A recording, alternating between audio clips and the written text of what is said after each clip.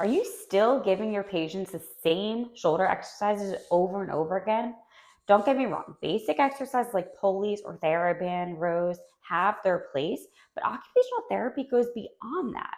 Our role in shoulder rehab isn't just strengthening muscles in isolation, it's finding creative, innovative ways to integrate shoulder movement into meaningful, everyday activities.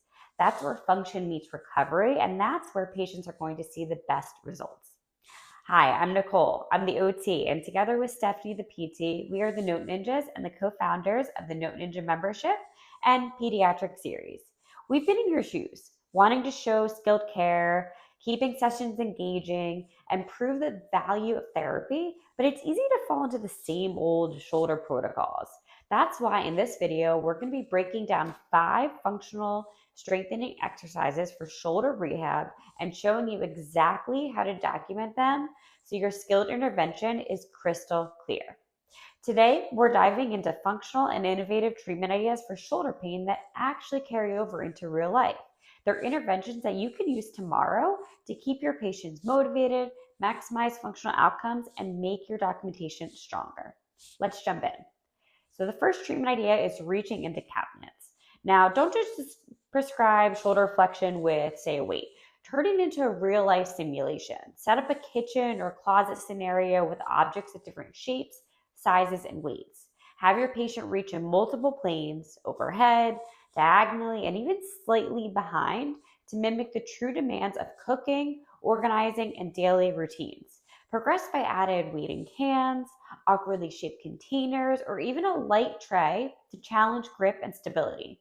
Incorporate dual tasking, like having the patient remember a recipe list and select the correct items while reaching. Throughout, cue for scapular stability, pacing, and safe mechanics. This transforms a basic exercise into a functional, problem solving task that directly carries over to meal prep and self care. For documentation, you could write patient engaged in a simulated kitchen task performing multi-plane overhead reaching with progressive resistance at 90 to 120 degrees of shoulder flexion while retrieving weighted and varied objects, requiring cues for shoulder stability, and sequencing to improve independence with meal preparation and household management. The next treatment idea is grooming simulation. Now, shoulder external rotation and overhead motion are often challenging after injury or surgery, but instead of relying on, say, a dowel or stick, you want to recreate tasks your patients actually need for daily life. So practice combing or brushing the hair, or simulate fastening a clasp behind the head. Build up with preparatory activities like passing an item around the head or retrieving clothespins from clip to a hood to encourage controlled motion.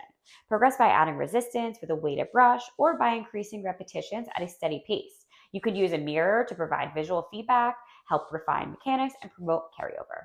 Throughout, you want to cue for external rotation, endurance, and posture, because this approach builds range of motion while directly targeting independence and self-care.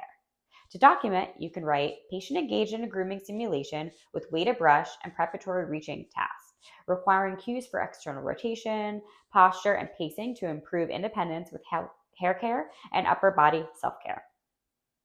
Treatment idea number 3, dressing simulation.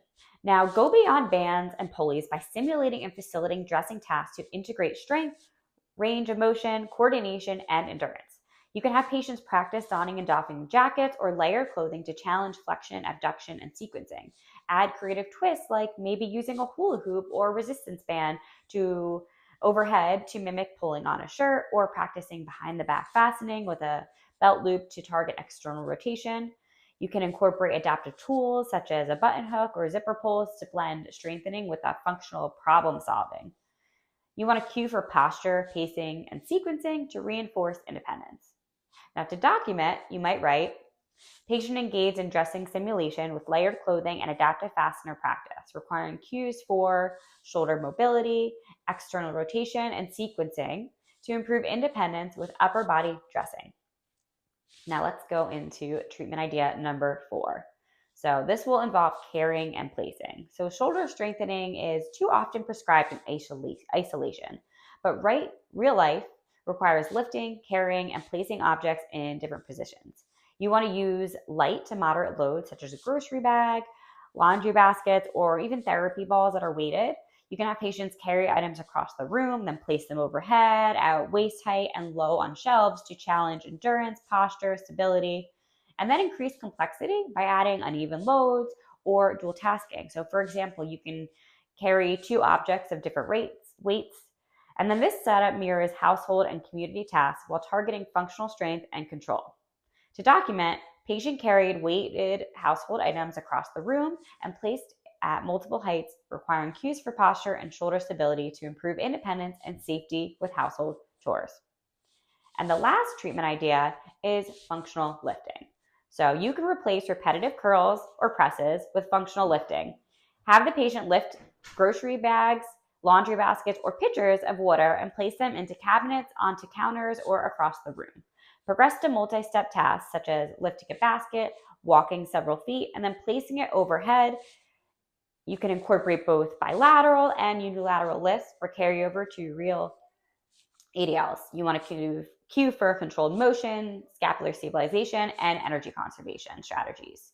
And to document, patient performed functional lifting with weighted grocery bag, including transport and overhead placement, with cues for scapular stabilization and pacing to improve independence with community mobility and home management. Now, here's the key. These aren't just random activities. Each one ties directly into function, which is what payers, auditors, and families care about. Patients don't come to therapy to do 3 sets of 10. They come because they can't dress, groom, cook, or carry things like they used to. When you align your treatment with those goals that your patients see, they start to see progress. Your documentation shows skill necessity, and you look like you are the expert that you are. And let's be real. Patients are more motivated when therapy looks like their everyday life. Someone rehabbing their shoulder is going to get way more buy-in when they're practicing grooming or meal prep versus just pulling on a yellow band. That's how you're going to keep them engaged, compliant, and progressive. We need to go back to our roots as occupational therapists and really understand what our profession stands for. So the next time you've got a shoulder pain patient, don't default to pulleys and band rows. Use functional strengthening to get better results. And if you're wondering how to document these treatments quickly and defensively, we've got you covered. We created a free skilled care and documentation cheat sheet with functional phrases, cueing, examples, and documentation you can adapt instantly. The link's in the description, so grab it now and save yourself hours every week. We're Nicole and Stephanie. We're the Note Ninjas. So if you want more treatment ideas and the documentation to go with it, and that really work and in your clinic, hit subscribe and turn on notifications. Thanks for watching, and we'll see you in the next video.